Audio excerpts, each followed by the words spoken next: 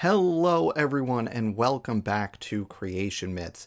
Today I am going to show you a conversation I had with Erica from Guts at Gibbon and Dave from Professor Dave Explains. And I got to talk to them because we went over a video from Dr. James Torr featuring Dr. Rob Stadler, both of whom, based on the content of this video, are young Earth creationists. Although both of them like to play up the more intelligent design stuff, they are using classic young Earth creationist arguments in this video. It's really interesting to see. But that's not even the biggest point of this video that we go over. The big thing that I want to emphasize as we go through this, a theme you're going to see repeatedly in this conversation, is an almost unbelievable lack of understanding of some basic principles in evolution and some basic, very famous experiments specifically in evolutionary biology. So a couple of notes before we actually get into this conversation. First, if somehow you are subscribed to me and you're not already subscribed to Erica and Professor Dave, they're linked down below. You should definitely subscribe to them. They're also going to show this video. If you are here on a recommendation from either Erica or Professor Dave, welcome. Please do me a solid and hit that subscribe button while you are hanging out here, and I hope you stick around and enjoy your stay. And finally, in this conversation, you are going to notice there are a bunch of cuts. The reason for that is at various times while we were hanging out, we kind of paused our discussion of the content of the video and talked about, okay, do we want to go to this part, this timestamp, just kind of talking about where we want to guide the conversation in the time that we had. So I cut out all the parts that are dealing with just like the logistics of what we're going to talk about as we were doing it. So you'll notice a few cuts throughout, though that's the kind of stuff that we are omitting there. We also didn't talk about every minute of this video from Torr and Stadler because it was kind of long, and we just kind of picked out the important parts that we wanted to cover. So once again, this is a conversation I had with Erica from Guts at Gibbon, Dave from Professor Dave Explains, looking at a terrible video from two creationists, Dr. James Torr and Dr. Rob Stadler. Hope you enjoy. Thanks for watching. Is it cool if we all introduce ourselves just for the sake of okay, this is a conversation that I had. We all just give our background? Yeah, I think that's a good idea. Mm-hmm. Okay. All right, I'll start. Obviously, I'm Erica, Guts at Gibbon. My background is in biological anthropology, so I'm coming at this from the perspective of the stuff that they're going to talk about with relation to humans and chimps and macro evolution generally. I don't know, Dave, you want to go next? You're clockwise next for me. For me? Oh yeah. So I'm obviously have some fame countering Torr's bullshit. So I know quite a bit about the origin of life research stuff that he lies about, and definitely some overlap with molecular biology as well. I've hit Stadler. I've hit some of the DI guys like Behe and Axe who cover a lot of this stuff. So I haven't watched the video, but I'm pretty sure I will have heard all of it before. So you will. I think you will. Yeah. Okay, Dan, your turn. And hi.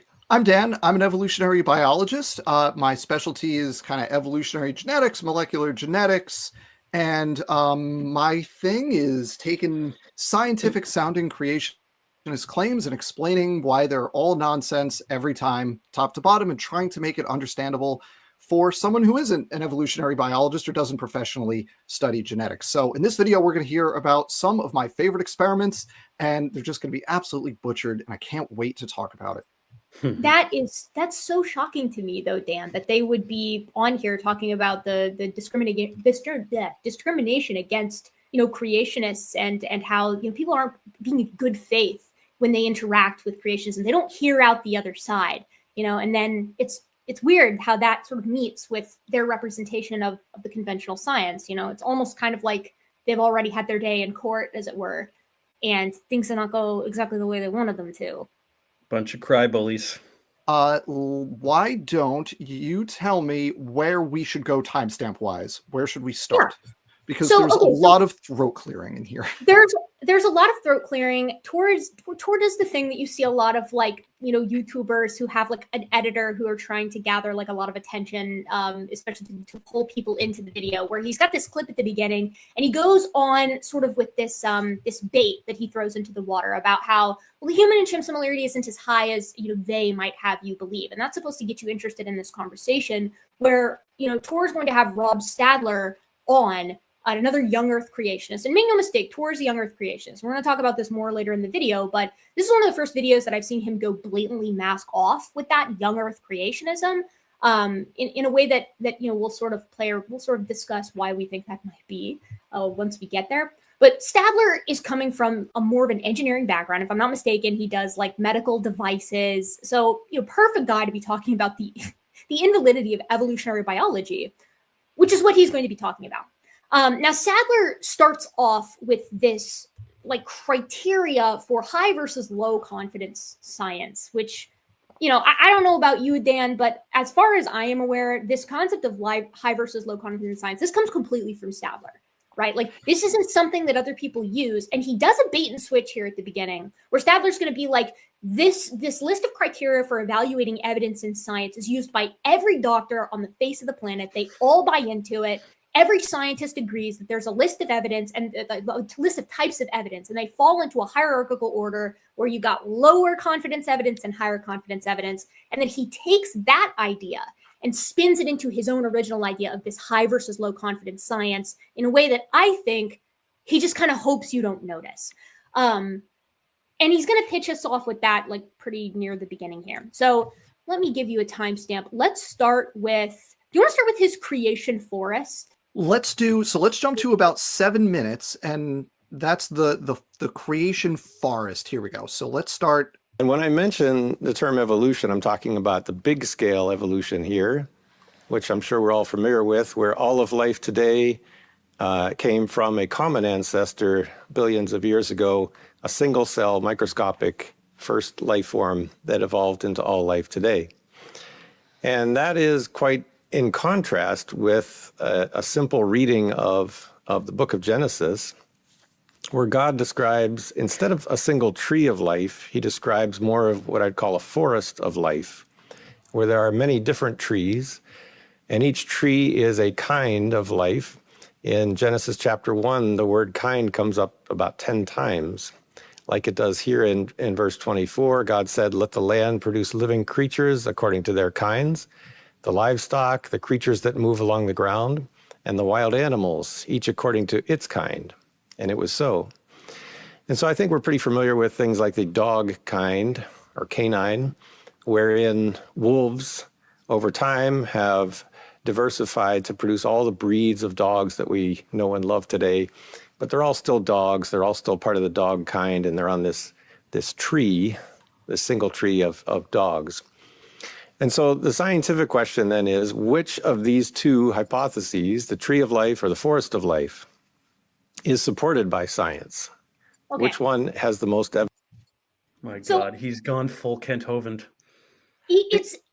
It's worse than that, Dave, actually, because this concept of this orchard, this creation orchard, is so much older than any of these modern young Earth creationists ever give it credit for. This goes all the way back to like Frank Marsh, who was a student of George McCrudy Price in like the 1940s. It's that deep. And this idea, like, they're so slippery with what a kind is and where the kinds are actually, like, where the delineations for these kinds are. Are hyenas in the dog kind? What else is in the dog kind, right? Are foxes, right? And like are maned wolves, which, you know, this is going to come up later, but the genomic similarity between modern day dogs and maned wolves is lower than the genomic similarity between humans and chimps. So we've got already this problem where it's like, how do we identify the created kinds? If it's not with genetics, what is it with? Right.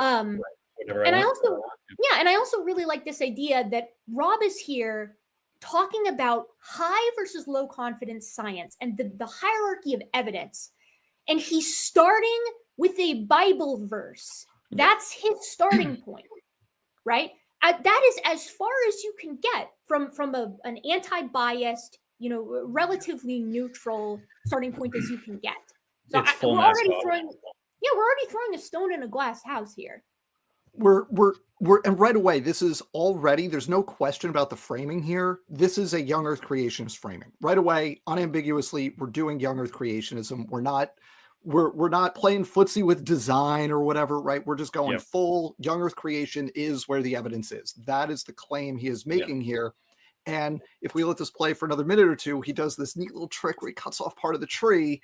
And I think that part is worth seeing. Yeah. Yes. Science contradicts the Bible, so it's bad. And low confidence science equals any science that hurts my feelings. Evidence for it. And to just dip my toe in that a little bit, to just get started, I'd like to suggest that science, because of my practicing science for 30 years, science is so much about observing what you observe and how your observations teach you about natural laws, about how natural laws behave and what they do and what they don't do. And so that observation process requires a human there to be able to make those observations and to pass the learnings along to the next generation. But of course, over here on this tree of life, humans only existed for a pretty short period of time here in history. And beyond that, going back in the past, there really are no direct observations that anybody could have passed along. Okay, I want to pause right here, and I want everybody watching this to remember this: no direct observations, because later in this video, all the way at the end, I'm going to say it now in case I forget to point it out then, James Tour says that sequencing and comparing DNA sequences is a direct observation, right? Mm-hmm. That's what he says. Now, that's going to be a problem because those are the observations we can make here. We can compare sequences across all of these groups and look at not just, Stadler seems to think it's like, do you share a gene or Were not? you there? Did you Right, it's like a see binary- all of history? It's like a binary thing, but it's not a binary thing. Either you're similar or you're different. It's a pattern of similarity in a nested hierarchical pattern. And it's the structure of that pattern that provides the testable, directly observable evidence for universal common ancestry. So, And also the entire field of paleontology. yeah, right. He falls into this trap. It's literally if a person doesn't actually physically see it with their eyes, it doesn't count. And like, okay, great, congratulations. Like, toss out paleontology, astronomy, archaeology, like, forget about it. And toss out his religion because he never saw God making any animals. I was going to say that too, Dave, because I find it interesting that he starts off by being like, if a human didn't observe it, we can't trust it. But like, he's starting with a book that is supposed to be, right, the story of the origin of everything from the perspective of something that is distinctly not a human, right? And I mean, presumably they would be like, well, it's even better than a human. It's a perfect observation, right? But a little Freudian slip right off the bat here, maybe. Yeah. So do we want to jump, if we go to about the 14-minute mark, 13, 14 minutes, that's where he does his 6 criteria. And I know we all have lots of thoughts on that, including audience. Play along, see if you can spot the omission from his criteria for high confidence science. I don't think we need to go through each of his 6 criteria because he talks about it for like 6 minutes. But I do want to say with the 6 criteria he says are, so that we can keep that in the back of our minds moving forward for both the scientific evidence that he's going to present as well as evidence that he accepts. So before we get to that, we should comment on this, the levels of evidence in medicine. And remember, his background is biomedical engineering and developing medical devices. And we don't have to listen to it, but he basically talks about like randomized double-blind controlled trials. The hell does that I've done science. Biology? I've done science. I've done experimental evolution. I've never done a randomized double-blind controlled trial in my life because that's not what most scientists do. Do you guys think that the geochemists who use radiometric dating in the form of basin modeling to find out where the biggest oil, coal, and gas deposits are to fuel an over $250 trillion economy, right, use a double-blind study when they're trying to figure out where to drill? They don't, right? Like you said, this is great for medicine, and medicine is super important. And Rob goes off on this one tangent where he's basically like, in so many words, like medicine is the most important science. And it's like, I don't really believe in putting science into a hierarchy because I think it all plays specific roles, but I don't think anybody would deny that medicine is super, super, super important. It's just not it's not that you don't apply the same methodology across all sciences. It's just not something that's done because science behaves differently in different fields. So really quick, Dan, and maybe we like have a side-by-side comparison here at some point, but before he goes through these 6 criteria, he has something up there, right? This is the secular source that he has. It's like a big box over sort of to the right, where he's like, this is the criteria that everybody agrees on, right? The level, like the types of qualities of evidences, right? This list does not match the criteria that he is about to present to you, right? Yeah. This is where our bait and switch occurs, because I don't think anybody would disagree who is a medical doctor that you can use this chart to evaluate your evidence types. I don't think anybody's going to disagree with that. I think the level of disagreement is going to start when you're using this specific chart to evaluate non-relevant fields of science where it doesn't apply as easily. And I think the big sticking point is how this chart evolves into the next 6 criteria that we're going to see. Yeah. Go ahead. Sorry. No, it was an excellent point. That's exactly right. That this is specifically for evaluating medical evidence in the context of like, what treatments do we use? So we've got on his list, we have repeatable. We have directly measurable, which a lot of the stuff he says is low confidence is directly measurable. He just doesn't like to admit that. He mentions here that black holes are not directly measurable. And so any study that within astronomy or cosmology that's looking at black holes is like indirect and thus low confidence. And the reason isn't, mind you, because astronomy is low confidence science. The reason is because astronomy supports an ancient universe and an ancient Earth, and it's classically one of the fields that young Earth creationists like Stadler rail against. And so he has to find a way to fit all of the historical quote unquote sciences into the low confidence bin. Bingo. Number 3, prospective study. So we're collecting data in the future and evaluating those data is what this means. Obviously, this rules out, speaking of, things that young Earth creationists don't like, this rules out anything that's looking at the past. So according to this criterion, anything with like radiometric dating, right? That would be a retrospective because we're looking at, the past. So that's no good. And obviously that means we can't have high confidence in the age of the Earth, for example. That's his idea. Then we've got avoid bias. And he did the glasses analogy. You put on your secular glasses. He did the glasses thing. Did you guys know that also comes from George McCready Price? I thought that was a Ken Ham or even a Ken Hogan original, but that also comes from George McCready Price. They are all co-opting. It's dissent with modification. They are taking the previous creationist arguments, tweaking them a little bit, and then calling them their own. And it drives me crazy. Price, by the way, is from like the first half of the 20th century. So we're talking old talking points here. And he was also a Seventh-day Adventist, which they like to not talk about. Number 5, avoid assumptions. Fair enough. Sure. Or at least have a reason for your assumptions. And number 6, make reasonable claims, right? Don't get out over your skis in terms of drawing conclusions. Again, fair enough, but he then says, these claims are unreasonable because he doesn't define reasonable. And I also think that these 6 criteria are fine if you make medical devices. Like if you're trying to use these 6 criteria for your medical device engineering, these work fine. They more or less acquiesce to some of those points, but not all of them from his chart earlier. But he's going to take this again and inappropriately apply it to other sciences. Yeah, making medical devices does not require generating theoretical frameworks that are that make falsifiable predictions. You just build shit. Yeah. And it better work, and you better have a good reason for using it. Yeah. And we have to be able to evaluate it. But it has to, it has to work. This is, look, we could go down a whole rabbit hole here of like Salem hypothesis and engineers coming in to talk about sciences that are outside their area of expertise, because that's exactly what's going on here. For anyone who isn't familiar with the phrase Salem hypothesis, Google that. I would like to, Dan, for you to, if you feel comfortable, provide a little background for the timestamp specifically at 1346, where Rob talks about these 6 criteria. So for those, he presents these criteria, and then he says about them, he's like, everybody agrees that these are the criteria that we should use. Again, he's doing that bait and switch with that earlier table that people in medical science accept, and then swapping that out for the 6 criteria that he's created, along with his high confidence, low confidence thing that he's going to talk about it a little bit more in a second. And what he says at this timestamp is that no one will debate him on this. No one will come out and say why these 6 criteria are not appropriate.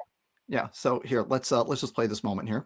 I proposed 6 criteria to determine the level of evidence, and this is for all science, not just medicine, any field of science. And these 6 criteria, I've never actually had anyone debate them with me. People generally agree that these criteria, maybe there's plus or minus 1, 7 criteria, 5 criteria, but they all seem to agree that these criteria do determine the level of confidence you can have in scientific evidence. So that's an interesting claim right there. So for folks who don't know me, one of the things I do on my channel is I invite creationists on and I talk to them about stuff. And you could call that a conversation. You could call it a debate. I've had like actual debates with like Dr. Casey Luskin from Discovery Institute. I've had Dr. Michael Behe on twice.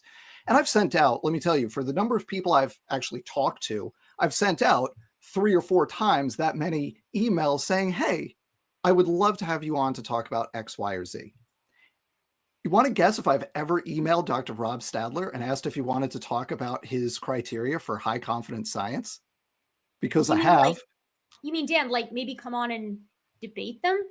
I frame it as a conversation, not a debate, because I don't like to think about, kind of the modern day debate kind of thing is not what I do, right? But like I said, hey, I'm an evolutionary biologist. When I email these, I don't hide the ball, right? I say, hey, I'm an evolutionary biologist. Here's what I do.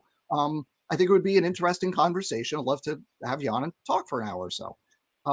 And Stadler was not open to that, let's say. So no one has come out to debate as long as you tell everybody who wants to have this discussion no. Then yes, the answer to his little music there is true. I would have, but you don't want to. So oh well. Yeah, I think that's I think you find that a lot with these folks. They simultaneously want to say that nobody actually wants to have this conversation with them, but then when people do want to have the conversation, they're not interested. And I think really it isn't that they don't want to have this conversation with people. They don't want to have this conversation with people who are competent in this subject because they know they're going to get blasted. They know if they talk to somebody who's an expert in this subject, they're going to be confronted with a whole lot of data that they are not aware of or refuse to talk about. Especially if those people take no prisoners. Dan, you're very good at being kind of unassuming and more polite, and that lures them in. So different styles, but I appreciate your style. Don't blow up my game, man. We all watched you talk to Behe. We did. I think I'm nice. All right. So we'll tell me when to stop this, because he goes into kind of big picture evolutionary theory, and then he has a whopper of a segment on the best evidence for evolution coming up and like common ancestry between humans and bacteria here. And it's just oof. And I want to get to that relatively quickly. So mostly I just want to talk about how he sets up this comparison. Yeah. So let him talk for a little bit and then we can kind of dig into Tell me when to stop him. Yeah, They tell you if you have high confidence or low confidence in something. And I hope that this is useful to everybody as a kind of filter, like I mentioned, when you get new information coming at you tomorrow, some of that deluge of tomorrow's information, that you'll be able to filter out things that you can have confidence in versus things that you can't. I could summarize it with going back to that example of, we talked about how fast does an object fall? It's a very simple question to ask of science.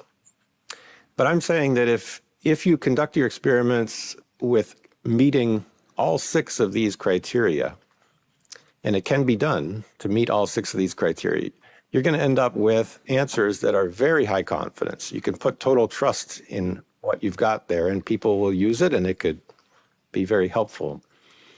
In contrast to that, I'm going to put up the statement that I just read there. This is from my son's biology textbook. And it's addressing a different question. It's addressing the question over here. Do humans and bacteria share genes from a common ancestor, right? This goes back to that tree of life. And this statement in my kids' biology textbook is very strongly asserting, yes, they do share genes from a common ancestor. But if we ask science this question, can we answer this question while meeting these 6 criteria? So let's pause for a second. Can it be done? I'm going to say point blankly, yes, right? We can sequence the genome of a human, and we can sequence the genome from any bacteria you want. Pick any, do all of them if you'd like. You could theoretically do every human and do every bacteria. You could theoretically do everything alive. And you can repeat that over and over and over again, sequencing the genome and comparing those genes to see if they have shared or conserved genes between them. Right? Now, Rob would have an issue with this because it assumes that they have a common ancestor, but it doesn't assume that they have a common ancestor. The only assumption that's being made when we're doing these comparative genomics with regard to common ancestry is that genetics and the laws of heritability and inheritance generally work the same now as they did in the past, right? We're making a uniformitarian assumption there. Now, Rob would say to that, you can't make a uniformitarian assumption that inheritance works the same today as it does in the past. And to that I say, according to science, unless you can tell us a reason why we can't make that assumption, if it is consistently with 0 exceptions shown to be the case today, then I think you can reasonably say, yes, you can make the assumption that genetics and inheritance work the same now as they did in the past. Now, that sequencing is repeatable. It's directly observable. These plans for genomic sequencing and comparison are prospectively organized. A classic scenario is the Human Genome Project was talked about and planned across numerous different labs for years before before the first base pair was even sequenced. Careful to avoid biases. Yeah, you use de novo assembled genomes from both of these organisms, so there's no inherent bias to it. Careful to avoid assumptions. Don't assume that one organism is inherently more related to another. Do the sequencing and run that phylogenetic analysis with no assumptions beforehand. Again, you're only assuming that the genetics works the same now as it did in the past. It's the only assumption we're making. In the same way that perhaps Rob might say he assumes you could trust the Bible as a accurate document of the past.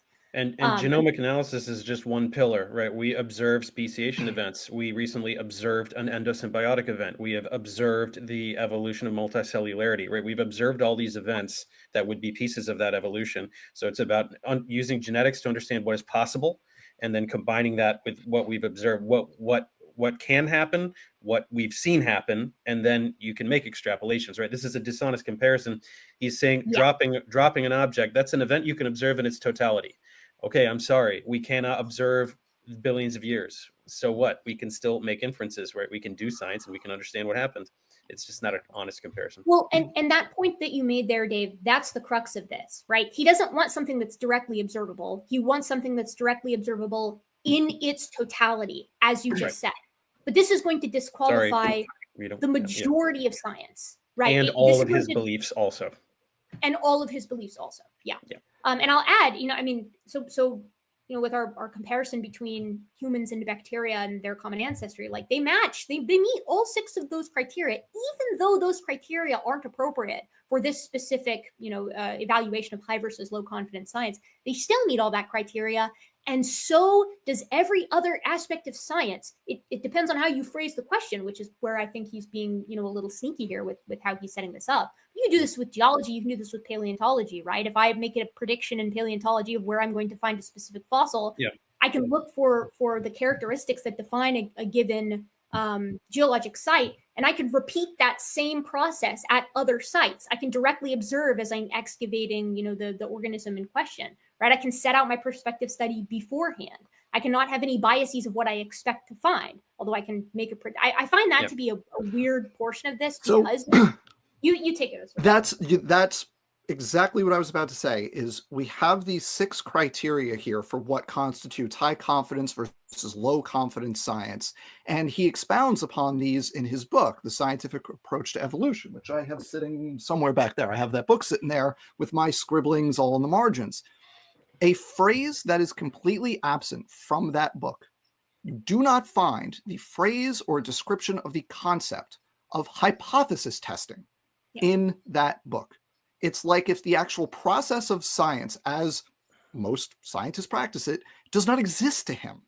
Yeah. So when we have this question, do humans and bacteria share genes from a common ancestor? What we're doing is we're generating a hypothesis. And the way you test a hypothesis is you make specific predictions and then you prospectively, right? That's the prospective aspect to it. It doesn't matter if the data, if the event happened in the past, the fact that you set up the question and then afterwards are going to collect the data, that's the prospective aspect to it.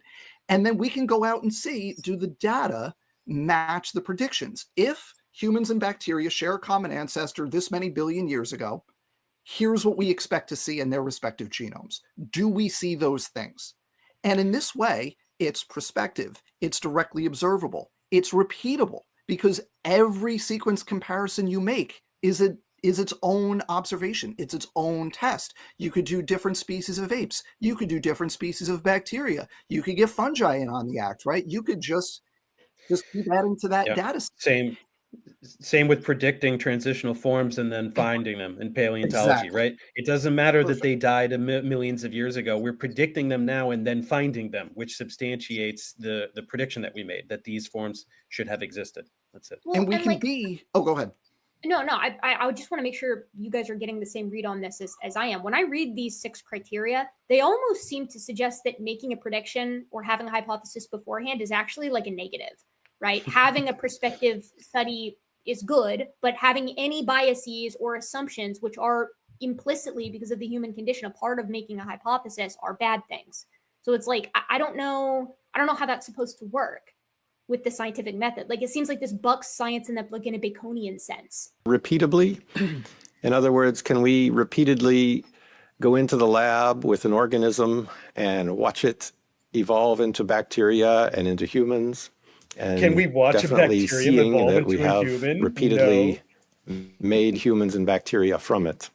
And of course, that can't be done. It's just simply not possible. Can you pause really quick? I want to add one point here, right? We can observe right now evolution in the lab, and we can also observe right now tectonic plates moving at the scale of a fingernail growing, right? We watch this happen. We can look at seafloor spreading in the center of the Atlantic Ocean. We can use GPS to do it. But by Rob's logic, because we can't observe those continents going back to a supercontinent in the past, which is something that creationists propose happened at a rate of at race car speeds, that the continents move from their Pangea position during Noah's flood to their current position, which requires them to move it at like 70 miles an hour. It's nuts. I didn't know that. Right? That's hilarious. They do. Yeah. And in fact, some of them propose that they formed supercontinents and broke up multiple times during the year of Noah's flood. It's Same with their hyper rapid speciation after Noah's Ark. Same with idea. That. And Dave, that's an important point too, because they require this rapid speciation as well. But to Rob, who just earlier says that we know that dogs descend from wolves, well, we didn't observe that happening in a lab, right? We didn't watch it happen in a lab. We didn't watch dogs descend from a prototypical dog kind created at creation, and yet he would propose that all of these dogs have a common ancestor. So that's, you're disqualifying all of the evidence that you also accept just on hyper super fast forward. Yeah. Anyway, sorry. Can it be directly observed? I kind of mentioned already, you can't observe this happening. Certainly nobody ever witnessed this happening. Can it be studied prospectively? Well, it's kind of the same answer. You can't go into the lab and do that. In fact, it's an extraordinarily retrospective study, if anything. Can you avoid bias when you try to answer this question? I think this question is just ripe, full of bias. People come out. I just want to appreciate the fact that he started that phrase with the words, I think. I just want to appreciate that. What I wanted to do, if you're going to edit this in post, can you put in that red box, God created all life? Yes. And then just let it play with that in that box and see what a fucking hypocrite this douchebag is. It works exactly the same. It works exactly the same way. Yeah. At this with a very strong answer already before they even consider the science. There's plenty of opportunity for bias here. And in fact, I think the bias can swamp what the evidence actually has to say. No kidding. Because the evidence is pretty quiet here. And number 5. I just need to butt in with one little thing for Rob. Rob, if you see this, I want to ask you, if you were to ask your average evolutionary biologist what the strongest evidence is for human bacteria common ancestry, what do you think they would say? Like, I just would love to know Rob's answer to that question. I would love to know what he thinks we think the best evidence is. I'm so curious. Well, Dan, Are we careful to? later he's going to call upon the king of evolutionary biology, Richard Dawkins, to tell us what the best evidence That's is. true. Oh, a modern prophet. When we get there, it's funny because Dawkins actually gives a good answer to that question, and Stadler misunderstands it. He does. But Dawkins actually gives what similar to what I would give as the answer. Or Stadler interprets it as the wrong thing because he doesn't know what it means. Actually, here we go through. All of the things are bad for bacteria stuff. He says none of them apply. Okay. Overstated claims is the last thing he says there, which is that he thinks that the idea that it's too grand of a claim, right? Like, see, Rob would be like, you can't say the universe is expanding. That's too grand of a claim. You can only make claims about balls falling and about, God creating the earth in 6 literal days. Those are the only two things. I do want to say he does mention earlier in the part that we skipped through because we don't need to listen to another 2 minutes of him, is he says that there's an assumption that when you have sequence similarity, he says this in an incorrect way, but what he was saying is we assume when you have sequence similarity, that means common ancestry. Basically, he's saying phylogenetics is based on the assumption of common ancestry. That's wrong because there's actually an experiment from 1991 where what they did, it's a beautiful experiment. It's Hillis et al. 1991, something with a known phylogeny where they experimentally generated different populations and then sequenced just the tips, right? The derived populations, and then reconstructed the phylogenetic tree using a number of different techniques, showing that the phylogenetic reconstruction matched the known history. So it's not actually just an artifact of similarity. So I'm glad that you say that, Dan, but I want to add to this too. It's also just never been the case that organisms that are more like looking at the full genome, that share more genomically, are less similar or are less closely related, than organisms that are not as similar genomically. Like if you sequence the genomes of you and your sibling and your cousin, and you do that for every single person on the planet in triads like that, in every single case, with no exception that I am aware of, the siblings are going to share more genomically than any of them do with the cousin, right? We know that genomic similarity equates to relatedness, and everybody on the planet accepts that that works within a species, and everybody on the planet accepts that that works like even within species that are, appeal to the common sense as being closely related, like as Stadler said earlier, the canines, right? This only stops being the case when it starts including things that they don't like that violate those assumptions that they make that, humans are related to other apes. And the problem with this is there has never been a single data point or a single biological or genetic phenomena that they can point to that is the stopgap where this genomic similarity means relatedness means descent stops. They don't have it. I love to point this out. Yeah, I always do this, right? What is a paternity test? How does it work? Oh, genomic similarity. Okay, so can you figure out who your dad is from a paternity test? Can he figure out who his dad is and his dad and his dad and his dad? Okay, how many generations before that doesn't work anymore? And they just go, what do you mean? I don't know.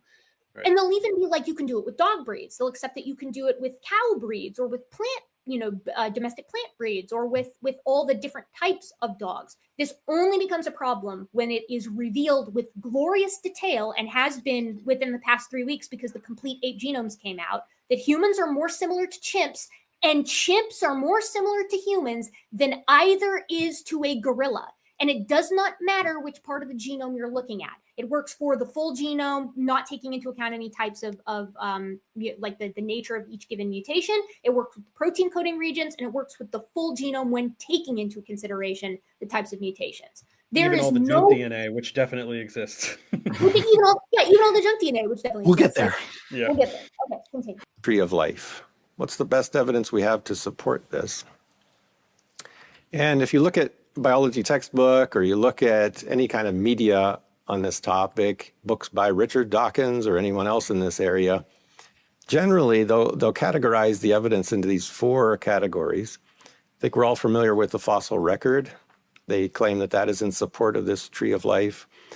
Geographic distribution, it's a topic like why don't we have penguins here in Minnesota? Why are animals distributed around the world the way they are? Vestigial organs like your appendix, probably familiar with that, is seen to be evidence in favor of this tree of life. And then comparing different life forms, that also involves the statement I just made, but it's about saying like, my arm has 1 long bone in the humerus, and then it has 2 long bones below the elbow, and then 5 fingers. Well, it turns out that reptiles and dogs and bats all have that same arrangement in their appendage. And so because they have the same arrangement, that suggests that we came from a similar common ancestry. And just to summarize this a little more clearly, I'm gonna phone a friend here and bring up a short video from Richard Dawkins, where he is asked this same question of what's the best evidence we have for evolution? Out of all the evidence used to support the theory of evolution, what would you say is the strongest, most irrefutable single piece of evidence in support of the theory? There's an enormous amount of evidence from all sorts of places, and it's hard to pick one strand which is more important than any other. There's fossils, there's the evidence from geographical distribution, there's the evidence from vestigial organs. I think, to me, perhaps the most compelling evidence is comparative evidence from modern animals, particularly biochemical comparative evidence, genetic, molecular evidence. This is the evidence he has. And what is the best form of evidence he's got? And that would be a comparison of life forms, comparison of the genetic similarity between life forms is the best evidence he's got.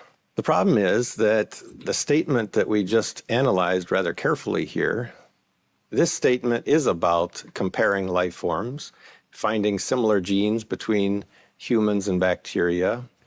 And we just went through that and determined that it meets none of these 6 criteria for high confidence. In fact, it's the lowest of low confidence. And yet, Richard Dawkins says that is the best, the most compelling evidence that I got. Okay. Here's where Stadler is screwing up here, and I'm going to attribute this to the fact that his background is biomedical engineering, not like evolutionary biology or genomics or phylogenetics or anything like that. But he is not talking about the same thing that Dawkins is talking about here, okay? He's looking at this statement that's up in the corner there, talking about how humans and bacteria share similar genes, right? Like we code for ribosomes, they code for ribosomes. We code for cytochrome C oxidase, they code for cytochrome C oxidase, right? We share similar genes because the common ancestor for all cellular life had those same genes. That is not what Dawkins was talking about in that clip. Dawkins saying that the strongest evidence for universal common ancestry, right, evolution writ large, is in molecular comparisons. It's in genomic comparisons across many different species, and it's not just do you have the same genes, it's what's the pattern of similarity across all those different groups, right? So all the mammals are more similar to each other than they are to the non-mammalian chordates, but all the chordates are more similar to each other than they are to all of the members of Spiralia, right? Another clade of animals. All the animals are more similar to each other than they are to any of the plants. It's a nested hierarchical pattern. And the important thing with this is that this pattern serves 2 functions here. One, it's a specific prediction of evolutionary theory, right? If everything is related through a common ancestor at some point billions of years ago, we predict this nested hierarchical pattern of similarity. And second, this is explicitly impossible under a separately created paradigm, right? Where each individual, right, you have your forest of life rather than your tree of life. Each individual kind since creation is evolving on its own, right? So if you look within the mammals, for example, right, you can however many kinds you have within the mammals, you're going to get a nested hierarchy within each kind because they share a real evolutionary history in the created model, right? They get off the ark and then everyone's descended from that. There's a real evolutionary history there. But across the dogs and the cats and the bears and the seals and the whales, there's no shared history. So the variation that's going to accumulate in those different lineages is uncorrelated with each other. So there's no reason that the dogs and the cats and the bears should be closer to each other than any of them are to the whales or the rodents. It should all be all intermixed because mutations are just happening in all of these different groups. And this is true even if you assume they start identical to each other, or they start with a built-in nested pattern, right? So it looked like it at creation, and then through all the speciation, just mutations and stuff have happened. And you don't have to take my word for it. There's papers that have evaluated this, that have actually calculated the probabilities of family level creation, species level creation versus common ancestry, and found that, you can't get the pattern we have with separate creation. That's the evidence that Dawkins is talking about. So if I may add to that, Dan, that nested hierarchy holds in the functional regions of the genome, right? Protein coding stuff. Yep. And it also holds in the non-functional regions of the genome. So that's the key. That's the key, because they can appeal to common design if it was just in the functional region. They could say, well, they're doing different functions, so of course they look the same. Why is it in the parts of the genome that don't do anything, though, you guys? And here's an additional problem with this.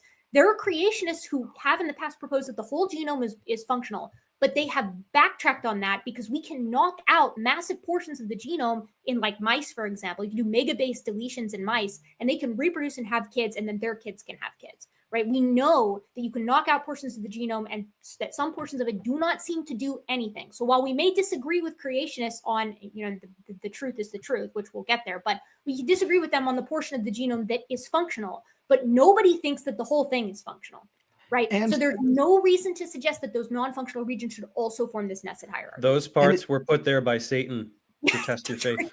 To trick you.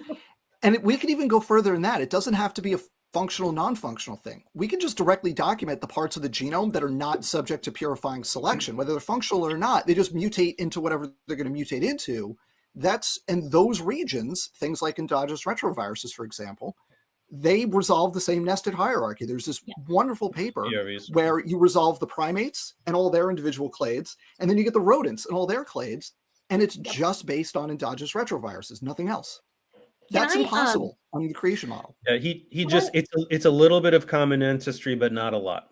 For those of you out there, of these 4 things, which I don't know anybody who's going to point to vestigial organs at this point in time and say that's one of the 4 best evidences for evolution, but I do agree that the fossil record, geographic distribution, and comparison of life forms, both in gross morphology and in their genomes, are excellent support for the idea as the foundation of biology.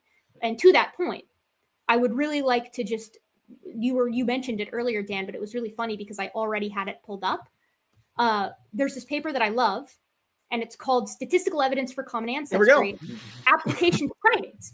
And the reason why I love this paper is because it specifically tests the creationist model of separate ancestry, and it specifically compares it to the evolutionary predictions, and it specifically does it with the one group that they cannot have common ancestry in, which is humans to the rest of the primates, and it specifically compares biogeographic evidence, fossil evidence, and genomic sequencing. And I would just like to read you guys an excerpt from it. That sounds pretty high confidence to me. It's so good. Since Darwin, biologists have come to recognize that the theory of descent from common ancestry, CA, is well supported by diverse lines of evidence. However, while the qualitative science is overwhelming, we also need formal methods for quantifying the evidential support for common ancestry over alternative hypotheses of separate ancestry. In this article, we just explore a diversity of statistical methods using data from primates. We focus on 2 alternatives to common ancestry: species-level separate ancestry and family-level separate ancestry. We implemented statistical tests based off of morphological, molecular, and biogeographic data, and developed 2 new methods. One that tests for phylogenetic autocorrelation while correcting for variation due to confounding ecological traits, and a method for examining whether fossil taxa have fewer derived differences than living taxa. We overwhelmingly rejected both species and family separate ancestry with infinitesimal p-values. We compare these results with those from 2 companion papers, which also found tremendously strong support for common ancestry of all primates, and discuss future directions and general philosophical issues that pertain to statistical testing of historical hypotheses, such as common ancestry. And when I say that the p-values are infinitesimal, they give you specific comparisons here. They say you are more likely to draw the same atom twice in a row. I can't remember if it's with replacement. In the entire universe, you can pick an atom at random, and you're more likely to get that same atom twice in a row than get this signal if common ancestry is not the reason for this nested hierarchy that we see within primates. Oh, stop with your quantitative precision. This is directly what this is like. This is like the exact thing that you would need to prove wrong if you were a young Earth creationist, and it was blown to smithereens in this paper and in numerous others. It doesn't get any better than that. Perfect timing. Thanks, Rob. I concur, Rob. It doesn't get better than that. That's a fun one. Fun That song, was you can say you can't write it like that. All right, so let's do the Linsky stuff. Let's do the Lenski stuff because as a Lenski experiment aficionado, so he goes through this long-term evolution experiment. We're evolving E. coli in an environment where they run out of food partway through each day. So each day they start with enough food, they run out, so they have to compete. We've been doing this since almost as long as I've been alive, and so they're up to over 80,000. It's more than that at this point. And we found some really interesting things with this experiment, and we don't need to hear the whole explanation. But we could just go to the relevant part on the citrate part here. So if I may, Dan, while you're doing that, I'm just so everybody out there knows who doesn't want to watch this entire video, and I don't blame you.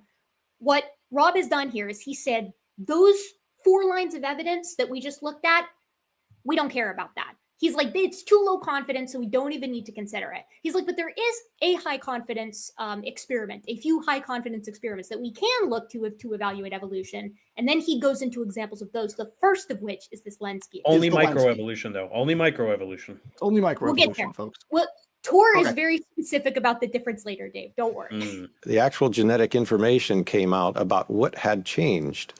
Okay, so the story, I hit the exact point. This is perfect. So the story here is, in this experiment, one of the 12 lines of bacteria evolved the ability to eat another nutrient in that environment.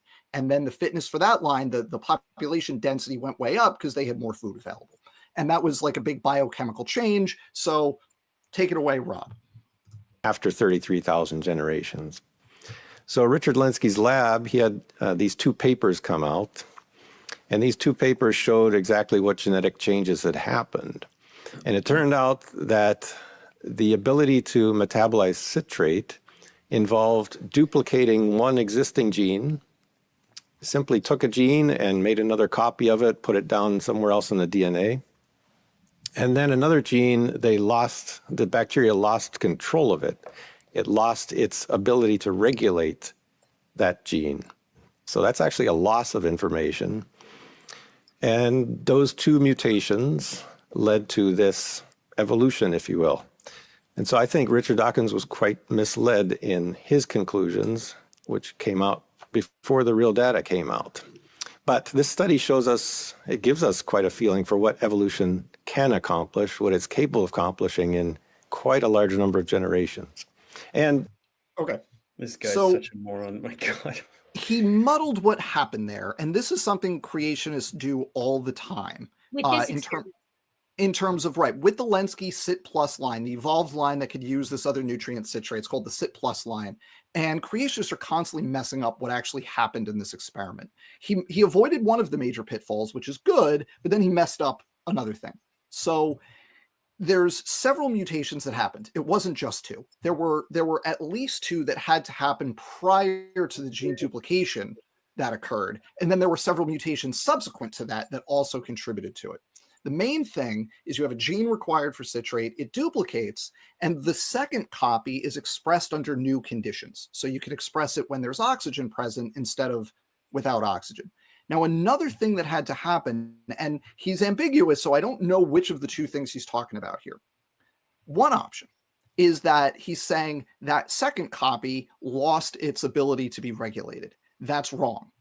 That new copy of the gene was simply activated under different conditions. You can still turn it off. It was just a different set of conditions would turn it on, right? So that's a very common thing creationists say. The other thing was there's another gene that transports another sugar that's also involved in this trait, that if you don't have the other gene upregulated, then it doesn't work. And he may also be talking about that. Also not a loss of regulation. We're just expressing it at a higher level, but we don't lose the ability to turn it off. It's not what he described. I'm not sure which one he was describing there, but he was right in neither case, right? Whichever aspect, he got it wrong either way. But I don't know which one he's talking about because he doesn't specify further. But there were other point mutations, right? It wasn't just there a were, gene duplication. Yeah. Which, ironically, an intelligent design proponent documented a bunch of those mutations and showed directly, experimentally, repeatedly, how this trait is an irreducible trait according to Michael Behe's criteria. Yeah, I hit that in the Behe video. Yeah, see, this is just the creationist playbook, right? They're like, okay, so some stuff can happen, but it's no new information, right, guys? No new information. So we can't get new stuff. We can't get new species because no new information. That's basically what he's doing. He's just lying. Right. Like, let's say we had a sequence and it was just ATA, and then you get a duplication of one of those A's. They would be like, that's no new information because it's just another A, and we already previously had an A. And it's completely like, shifted the reading frame. And then you're just like, okay, well, what are we even talking about here, right? We're working with 4 base pairs, and by their logic, because those 4 base pairs existed like in the beginning, it doesn't matter how you shuffle them up. It's never new information. I don't see any D's or L's. It's just the same letter. Exactly, because that logic, that's just the logical conclusion of the argument that it's like, okay, if you duplicate a segment and then it gets neo-functionalized, right? So like you get a point mutation that adds a new function, like you see with the my favorite example of this is the ice fish, where you got nodothenioid fish, where their ancestral population can't swim too far north or their blood freezes, and then there's a mutation in one of the genes in their blood. It duplicates, and then there's a point mutation. It's like all that happened, and then that new protein allows them. Actually, it might have been a little more. I think there might have been more than one point mutation, but there was a duplication, and then there were some alterations to that duplicated gene, and then their new gene has the properties of antifreeze, which allows them to swim further north, grow bigger, and populate that area with what is effectively a new species of ice fish. It's like that. That's literally a new protein, a de novo protein, the evolution of a protein de novo that gives the blood the property of antifreeze. If that's not evolution in the X-Man way that they're usually incorrectly talking about, I don't know what is. They love to talk about gene duplication because it sounds like, oh, it's just a copy, it's nothing new, but they always omit the neo-functionalization, right? It's a new gene with a new protein product. They also never talk about de novo genes in the sense of a promoter being shifted to a previously non-coding region. It's like here, this isn't even starting from a copy and then neo-functionalizing. It's just a whole new gene, right? This was never a gene before, but now there's a promoter here. New gene, right? It's just they never talk about stuff like that. They get to orphan genes towards the end, but totally butcher the whole thing. I'm sure ready to talk about the orphan genes. So here's what I'm going to suggest. There's another experiment here with tryptophan that's similar in some ways to the Lenski experiment. The point is they're using these 2 experiments as an illustration of the speed limit of evolution, which is silly because both of the experiments they're talking about, Lenski and the tryptophan knockout experiment, are adapting to a very specific environment. So, like, you could look at the trajectory in the Lenski experiment, you adapt to that environment, and then you stabilize in that environment, right? And you wouldn't expect a whole bunch of new things once you are optimal in that environment. You would need a dynamic environment. You would need new resources, a new predator, something new. And that's not a feature of either of these experiments. So they want to use a type of selection called stabilizing selection as an example of an evolutionary speed limit, when what they should be using is either directional or disruptive selection. It's a totally different way that evolution happens, but we don't want to talk about that because when that happens, that's how you get new traits, and we can't have that. And that allows us to jump to, I think both of you are going to have lots of thoughts on, Erica, it was in your notes, 41 minutes, the animals in laboratory experiments. And if we want to talk about creationist tropes here, here we go. Yep. We as a society have been studying mice for like 95 years and doing every kind of mutation imaginable. This poor little guy on the right, actually, you could see has 6 limbs. They made some mutation in the mouse that caused the gonads to become extra limbs. So they have 6 limbs. Very interesting. But the point is, After 95 years of doing that, there's two outcomes. You either end up with a mouse or a dead mouse, meaning that mice want to stay as mice. There's nothing dramatically changing going on here. And the same has occurred for endless studies of fruit flies and zebrafish and domestic animals like your cows and your dogs and so forth. They stay within their kind. We've seen that. A fruit fly never became a porcupine, so evolution is false. Right? This is Evolution Kent destroyed. Hovind starter pack here. It really is at that same level, right? Yeah. And I'll add, Dan, like what you were just talking about with stabilizing selection, that applies exactly to what Stadler just said, right? Like, Rob, in which of these experiments were we trying to force a mouse to become, a bat or something like that? In which of those scenarios was that what we were trying to induce? In addition to that, a lot of those Hawk's homeobox, like body plan experiments, don't result in a dead organism, right? You end up with a chicken with fingers, or you end up with a ray that has these weird duplicated body sections that functions just like a ray normally would, except it has duplicated body sections, right? You can do this in crocodiles and give them proto feathers. And you can see it in the wild as well, where, I don't know if you guys, I really like this example, and I just talked to my students, so I'm going to bring it up here. But so you have these populations of wolves in North America, right, in the northern part of North America, and their previous range has reduced to the extent that they're no longer hunting consistently in the forest. They're having to get a lot of their calories from fish. So they're spending a lot more time in the water than most wolves normally do.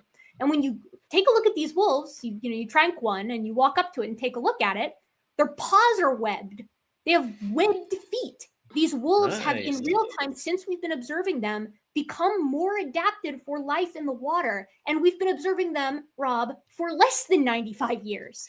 That's how quickly this works when you have directional selection, right? Mm-hmm. This is a basic concept of evolution that was the foundational concept within Darwin's 5 observations when he devised the theory of evolution in the first place in the 1850s, right? It's like organisms vary and populations of organisms are competing with one another. And so if organisms vary and they exist in an environment, there's going to be differential reproductive success amongst those organisms, where the organisms that are better in that environment are going to eat more, grow bigger, and reproduce and pass those genes on.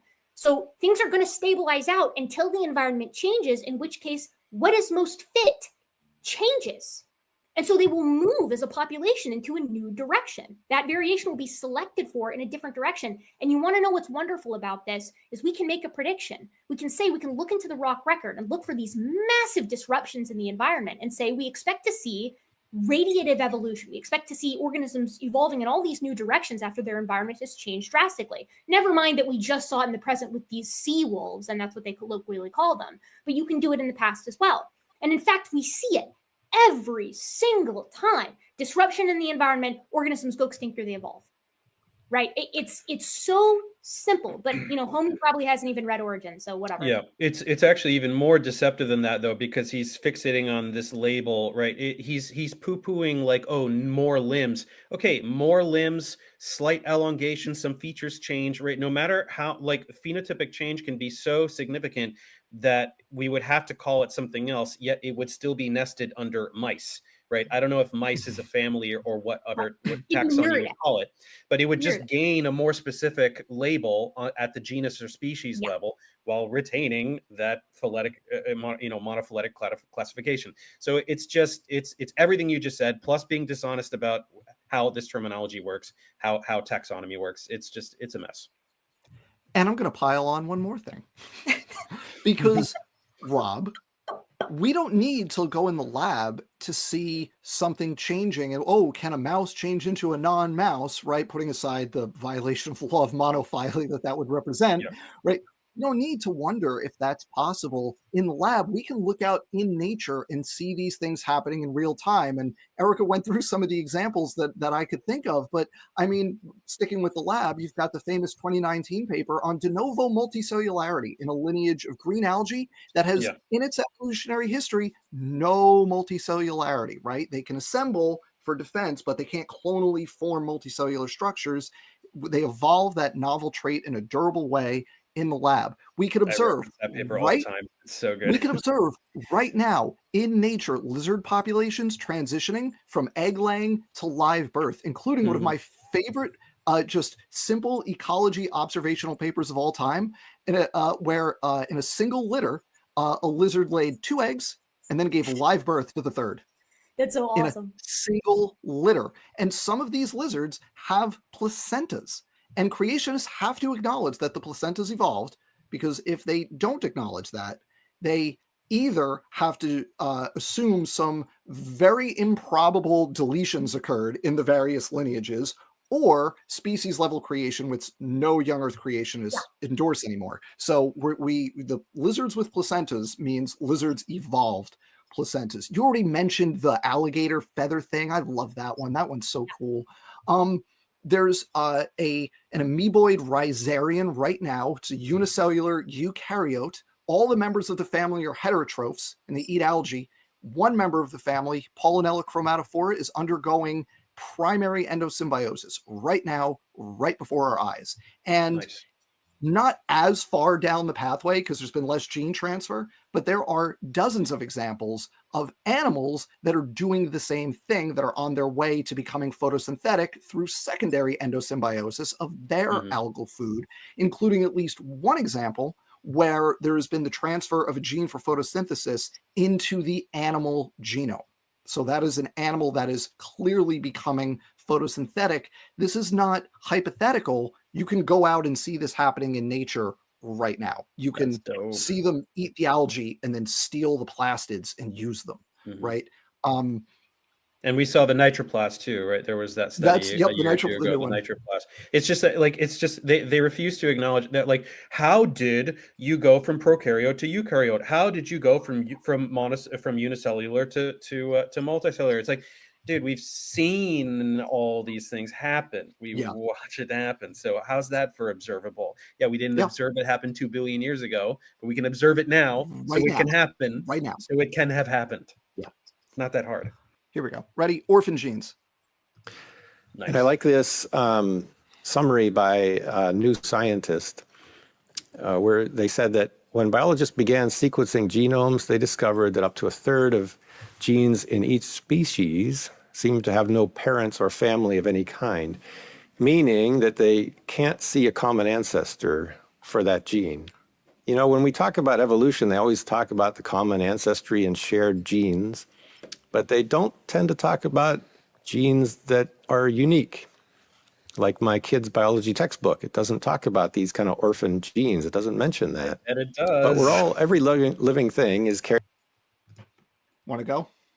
I mean, like he's saying, well, where's the common ancestry? Yeah, what happens in that lineage after the fact, right? You get that orphan gene, and then everything that descends from that has that orphan gene. That's the point of orphan genes. You have orphan genes at every level. They're not species specific or genus specific or family. There are these unique genes at every level in the hierarchy. That's right. Yeah. And he's wrong about them having no relatives. They don't have relatives as protein coding genes, but they have non-protein coding sequence homologs in related things. And he's wrong about it not being identify it. Yeah. It's totally in biology textbooks. So this is from 2013. There was a paper that came out 2 weeks ago that is the most complete genomes of apes that have been published so far, non-human apes. So earlier this year, we had the telomere to telomere, every single base pair sequenced in the human genome. That happened earlier this year. Then they're approximately 98% complete, most of these ape genomes that they've published. And they published a chimp, a bonobo, an orangutan, a gorilla, and a saimang, which is a type of gibbon. And these are like virtually complete, almost telomere to telomere sequences in most cases. So now we can get the most up-to-date comparison of humans and chimpanzees at the protein coding regions. And in the protein coding regions, they're still over about maybe like 99.1 or 98.9% similar to one another, right? That means that humans and chimps share in partial or complete 99% of their genes. Right, for these are our protein coding regions. Now with this stuff with orphan genes, this drives me absolutely up a wall because orphan genes are taxonomically restricted at the species level in the majority of cases that creationists like to appeal to.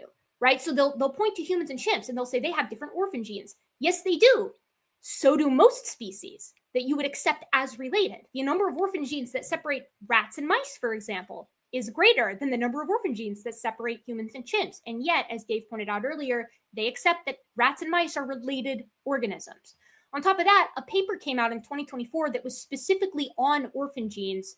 And I pulled it up here because I thought that it was an interesting paper.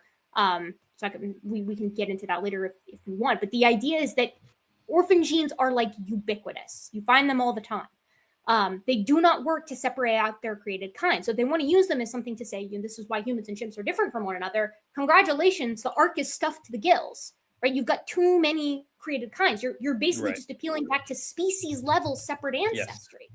Yeah. Right? Yeah. Now you have to have 6 million species on the ark if you want to go that route. Yeah. I mean, gosh, even more than that, because we've got to consider all of the extinct species too. Oh yeah. I mean, All like the dinos, it's everything. It's well, those are fake. everything. Those are by Satan. That's not real anyway. Yeah. Exactly.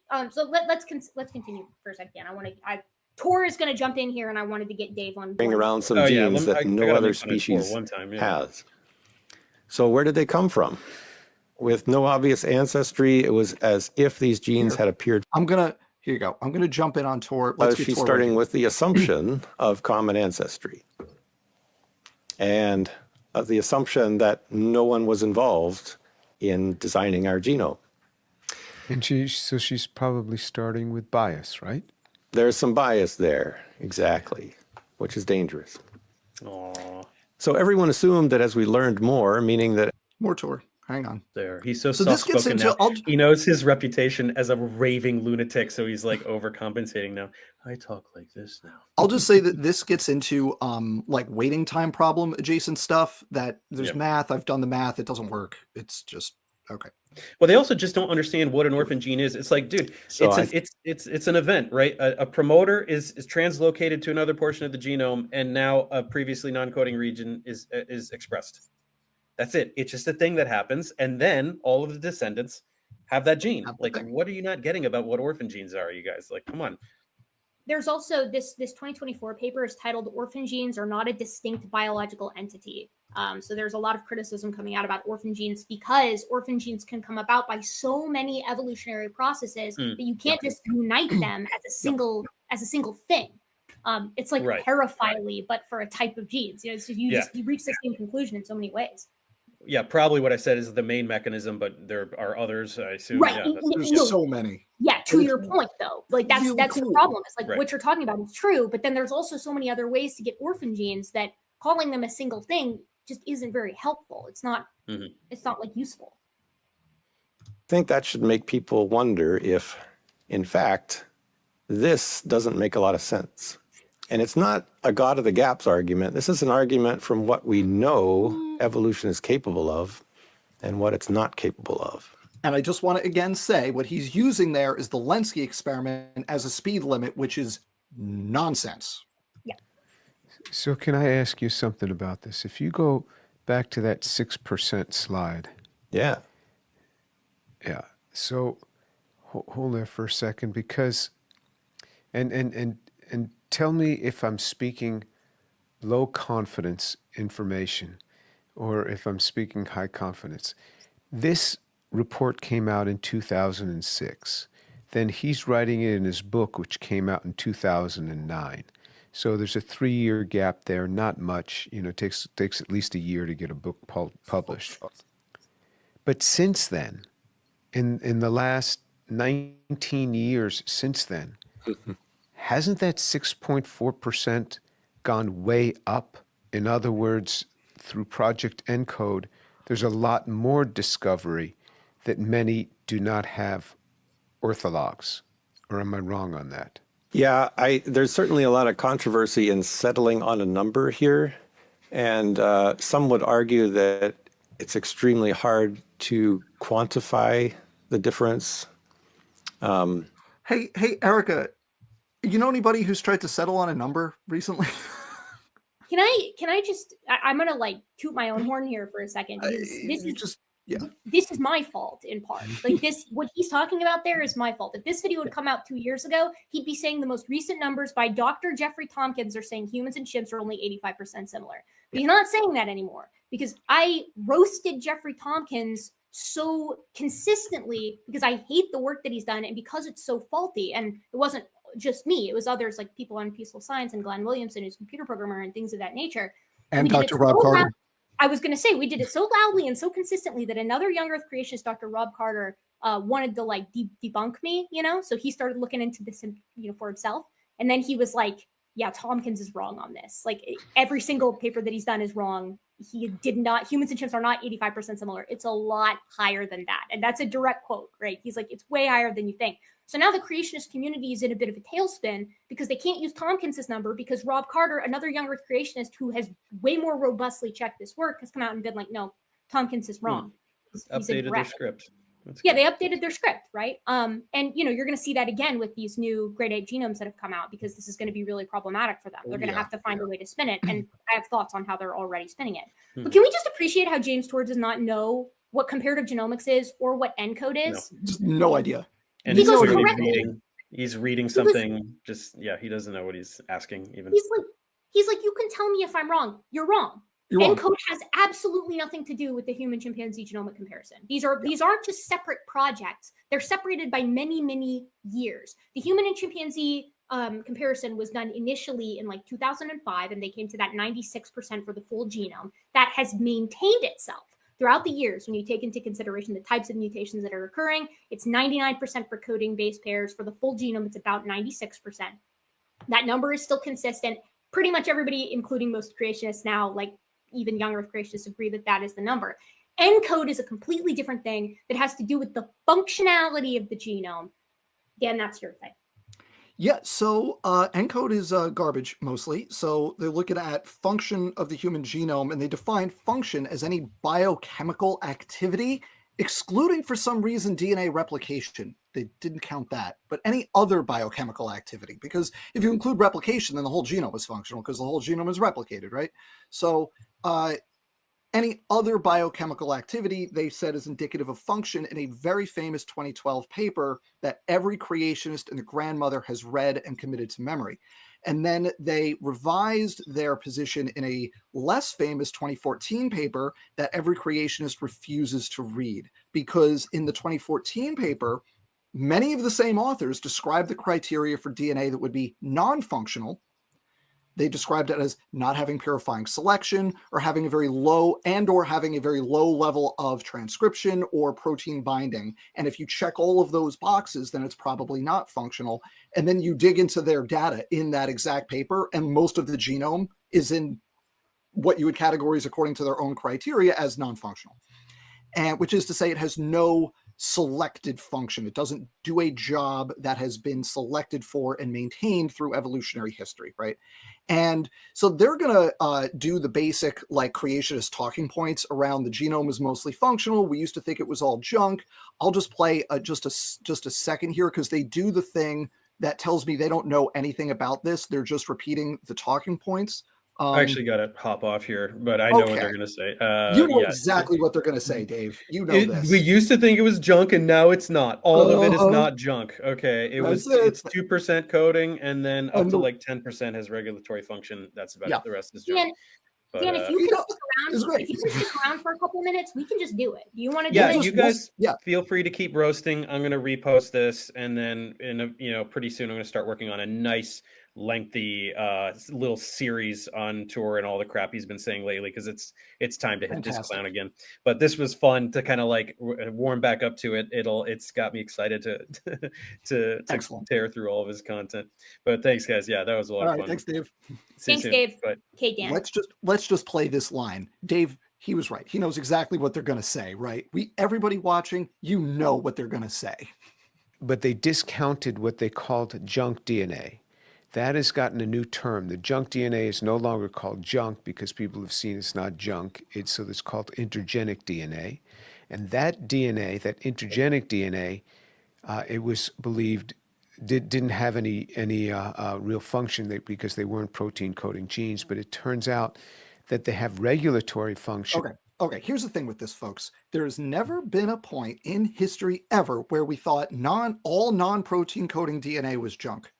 Okay? There are functions in that DNA like promoters, kind of an important thing, promoters, tRNA, that were discovered before the term junk DNA is defined in the peer-reviewed literature, right? So clearly there was never a point where we thought all non-protein coding DNA was junk. That's never been a thing. And the fact that we're in the year of our Lord 2025 still saying that tells me that these two are they're just doing the regular creationist misinformation on this. And I don't want to make a judgment as to whether they are buying or selling, but they are just, it's the same old, same old. It's honestly worse than that too, because this is like the regurgitated of the regurgitated of the regurgitated of the, like, we're looking at almost like a human centipede, but at the very tail end here of this repeated talking point. And it's evident by the way that, like, Tor thinks this has anything to do with the human chimpanzee genomic similarity. You just heard him say it. He says he's talking about how, you know, it used to be 95%, but as we've continued to sequence this junk DNA, that number has gone down. The 96% number was including all the junk DNA. Yeah, Dr. Tor, that's sequence. where that number comes from. It's 98.8% from that initial protein coding region. Then in the next subsequent paper looked at the whole genome, taking into account the types of mutations, and that's where you get that 95, 96% from. So that's including all the junk DNA that had been sequenced at that time period, junk, you know, quote unquote, the non-coding DNA that had been sequenced at that time period, right? Now, since then, we've got the telomere to telomere full human genome. There is nary a base pair unsequenced. And we almost have that for chimpanzees too.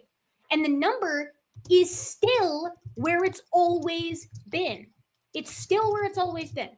I don't know, like, how you could host a talk like this and not know the difference between ENCODE and between the human and chimp genomic similarity. Like, it's unconscionable to be talking about that at this point. This part, so up to that point, a lot of it was very typical creationist stuff, but that was something I genuinely never seen before. The conflation of these things in just a completely, like, okay, what are we doing? I'm speechless. Just like, how could somebody who, like, this is their thing not understand how those two things do and don't go together, right? Right. And Dan, if you would please, like, can we go to when, because Tor's going to go on, do you remember when he goes on like that rant about this, where he's like, the scientists were lying about the human chimp genome, but he's also kind of talking about ENCODE. Yeah, it's all jumbled up in here. It's a big giant mess. All right, so this last clip we want to show is the perfect companion to the bit we just showed with them massively misunderstanding ENCODE and human chimp stuff. This part is the perfect cherry on top to that. And this is what you're talking about today. I mean, I didn't know anything about origin of life studies 7 or 8 years ago, and I learned about it. And you know, one day I might step in the evolution waters and take that down too. But right now I'll leave it to you, and I'll just build upon this. That's perfect. He's going to take it down too. I don't have any. He's going to come in and take it down too. Please, Dr. Tor, do it. I want you to do it. I want you to spend as much time as you spent on Origin of Life, and I want you to spend it on evolution, because the group of people that covers evolution here on YouTube is a lot larger than the group that covers abiogenesis and Origin of Life. And then you won't just have to contend with, you know, Dave coming for you. We can all come for you. We can all just at the same time, you know, we can come dunk on you for this, because I'm not optimistic about where that's going to go. I don't think that he has done his due diligence on any of this at all. He's content to let Rob just talk to his heart's content, and he sits there and he kind of nods. It's very Joe Rogan-esque in that way, actually. Where that's a good observation. Yeah. And but then Rob's wrong about a bunch of stuff too, because he doesn't have the background. Yeah. In terms of things like the Lenski experiment or common ancestry with humans and chimps and sequence similarity and ENCODE, because you'll notice Rob didn't correct him on any of that stuff.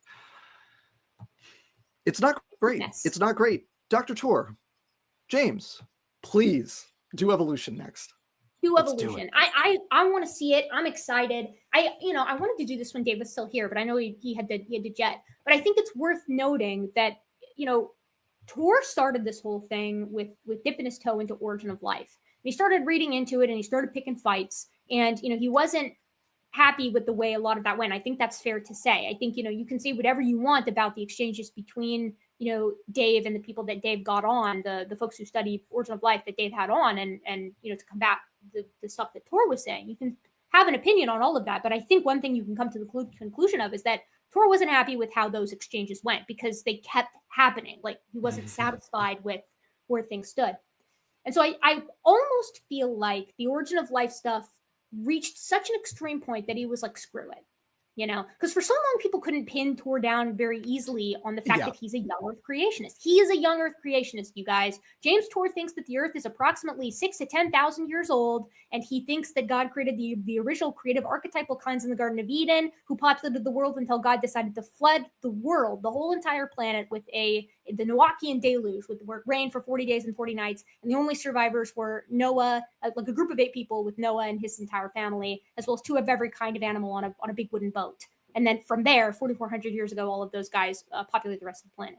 And if I'm wrong on that, like, Dr. Tor can just tell me I'm wrong, but he's a younger creationist. Like, right, based on the stuff that they've done in this video, they're doing young Earth creationist apologetics here. They're using the young Earth creationist talking points, as you've pointed out, going back generations of young Earth creationists.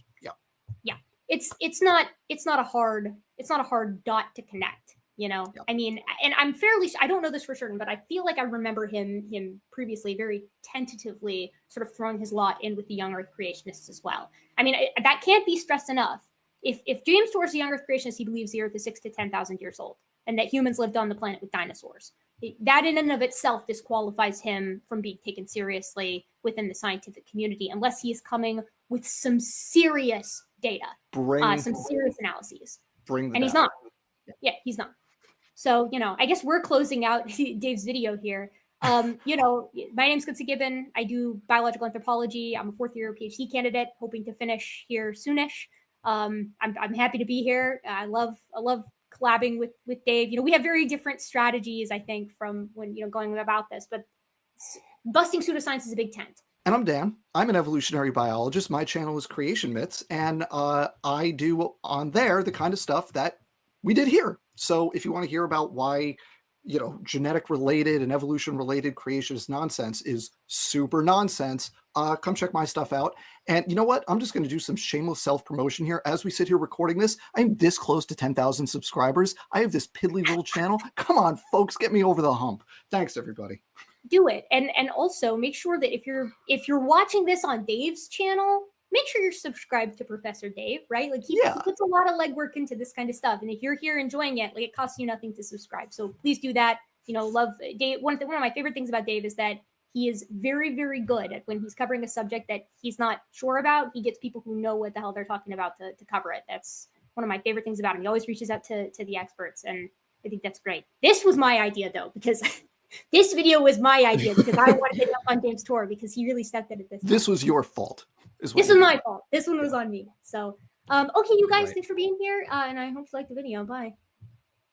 So that was my hanging out with Erica and Dave talking about this astonishingly bad video from Tor and Stadler. And I just want to reiterate a couple of quick things there. First, Dr. Tor, please come after evolution as hard as you can. I can't wait to see you attempt that. Second, if you are here from a recommendation from Erica, a recommendation from Dave, a link from either of those places, or you just randomly found your way into this video, hi, thank you, welcome. Please remember to subscribe while you are here. That's it for this one. Thank you all for watching, and as always, don't get fooled.